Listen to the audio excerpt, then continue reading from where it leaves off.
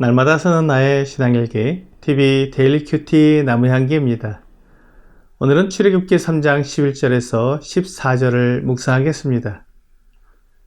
모세가 하나님께 아뢰되 내가 누구이기에 바로에게 가며 이스라엘 자손을 애굽에서 인도하여 내리이까? 하나님이 이르시되 내가 반드시 너와 함께 있으리라.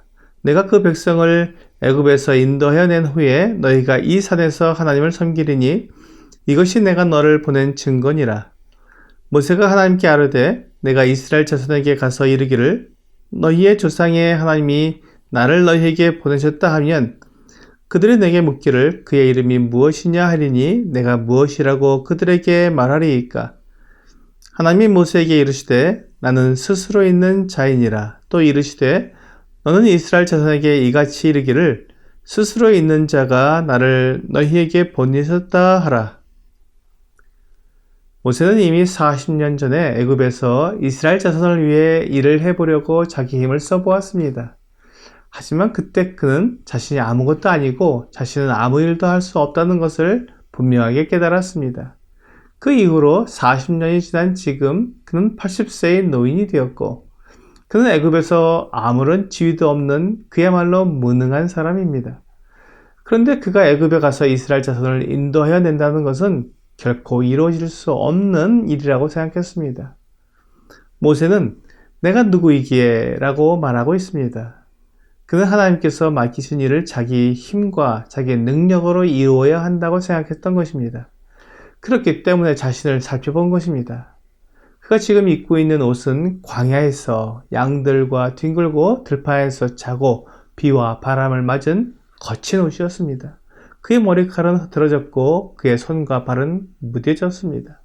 그가 아무리 자신을 살펴보아도 이스라엘 자손을 애굽에서 이끌어내기 위해 바로에게 갈 사람이 아니었습니다.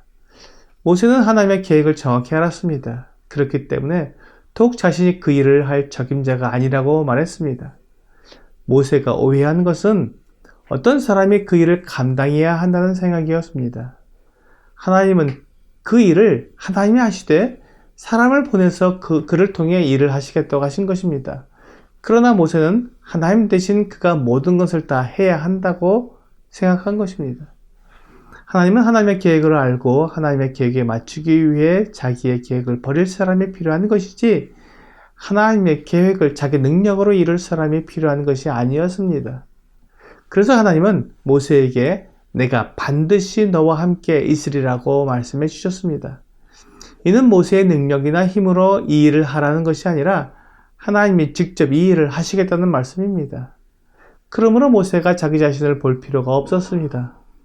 자신이 어떤 사람인지 생각할 필요도 없었습니다. 그는 하나님께서 보내신 사람이기 때문입니다.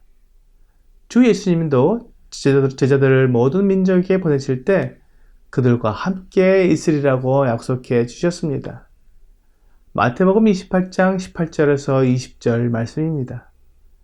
예수께서 나와 말씀하여 이르시되 하늘과 땅의 모든 권세를 내게 주셨으니 그러므로 너희는 가서 모든 민족을 제자로 삼아 아버지와 아들과 성령의 이름으로 세례를 베풀고 내가 너희에게 분부한 모든 것을 가르쳐 지키게 하라.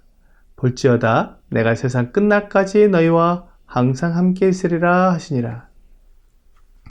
주 예수님께서 제자들을 모든 민족에게 보내서 그들을 제자로 삼고 세례를 베풀고 주님께서 분부한 것을 가르쳐 지키게 하라고 말씀하셨습니다.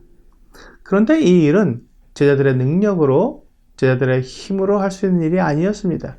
그렇기 때문에 주님께서 세상 끝날까지 항상 함께 있으리라고 말씀해 주신 것입니다.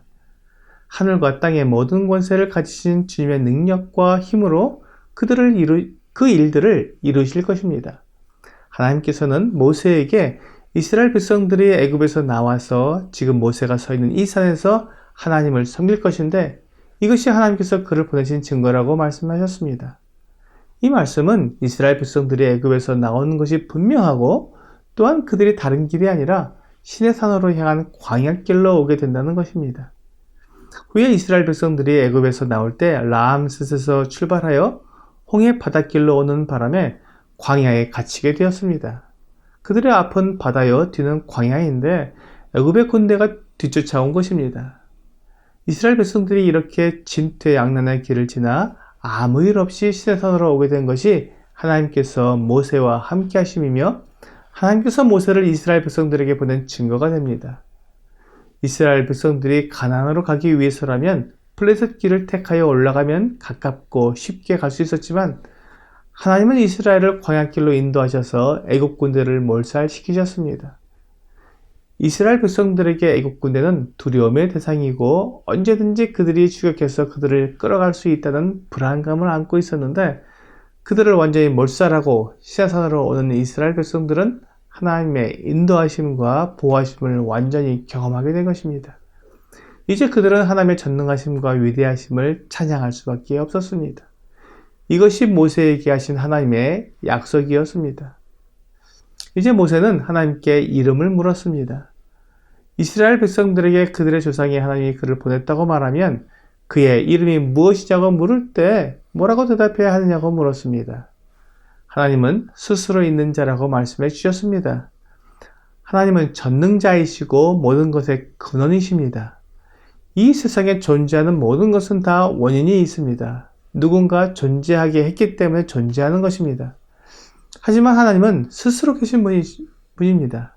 그 누구에 의해 만들어진 분이 아니라 영원 전부터 영원까지 스스로 계신 분이십니다. 이것이 하나님의 신비입니다. 하나님은 스스로 계신 분이기 때문에 전능하신 분이십니다. 그리고 모든 것을 아시는 전지하신 분이십니다. 전지전능하신 하나님께서 모세를 이스라엘 백성들에게 보내셨고 그들을 애굽에서 이끌어내시겠다고 약속해 주셨습니다. 모세는 더 이상 그의 비전을 확인할 필요가 없었습니다. 모든 것이 다 확실해졌습니다. 모세는 자신의 부족함과 연약함을 염려하지 않아도 되었습니다. 하나님께서 그와 함께 하시고 이스라엘을 인도하여 시내산으로 오게 하실 것이기 때문에 그는 어디로 어떻게 인도해야 하는지 고민하지 않아도 되었습니다. 하나님은 스스로 계신 분이십니다. 하나님은 사람이 아니시고 피조물이 아니십니다. 완전하신 분이십니다. 이 하나님이 가지신 비전을 나에게 알려주시고 그 일에 참여하게 하시니 그 영광이 너무나 크고 놀랍습니다. 하나님은 이렇게 우리와 함께 일하기를 원하십니다. 오늘의 적용 질문을 보겠습니다.